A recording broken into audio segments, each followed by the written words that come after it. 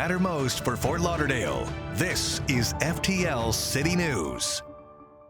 Hello and welcome to your local only Fort Lauderdale newscast. I'm Mark Fine, Director of Communications for the city. Here's what's happening this week in the city of Fort Lauderdale. We start at City Chambers, where the hot topic at the commission meeting was the one-stop shop. One-Stop Shop is a property just north and west of City Hall, a former location for City Hall, and one-stop shop for permitting and other development business. The question is, what will become of this property? Now, One-Stop Shop LLC, a developer, has proposed a facility that will include a park, restaurants, and entertainment. District 2 Commissioner Stephen Glassman pointed out that 78% of that development will be green space. He also pointed out that there's been a ton of input from the public. The input has been tremendous, and as I showed tonight, a stack of papers, of notes, of changes to the comprehensive agreement with the proponent of the project that show all of the changes, all for the good, all with the input from the neighborhood and the whole city, because even though this is within Flagler Village, it still is going to be a site that the entire city can use and enjoy and have access to. The commission asked the city manager and his team to bring back the details on a potential deal with the developer in 30 to 60 days. If you live along Lake Melva in Poinsettia Heights, you may have noticed something new toward the center of the lake. The city is experimenting with a vegetated island that is planted with native aquatic plants that are intended to take up nutrients present in the water. Basically, it's going to improve water quality. Now, heads up for boaters. The island is secured with cement block anchors on each corner, so you definitely want to avoid that area.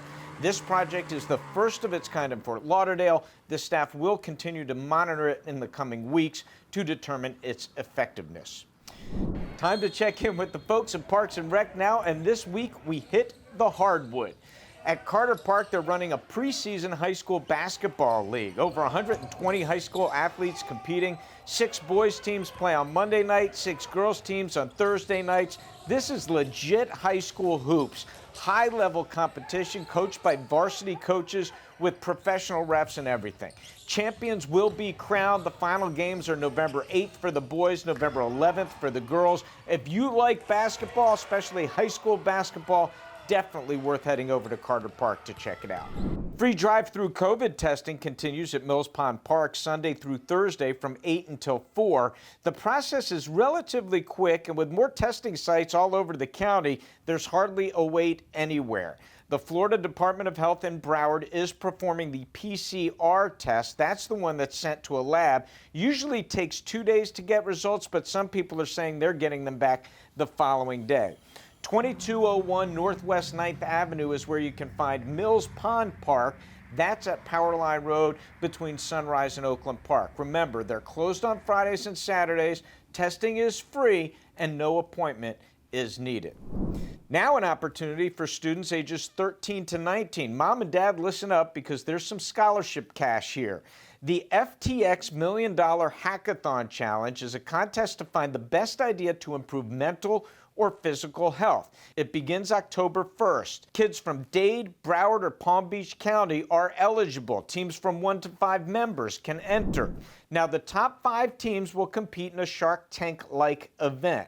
The event will be hosted by Kevin O'Leary himself from the Shark Tank and other celebrities.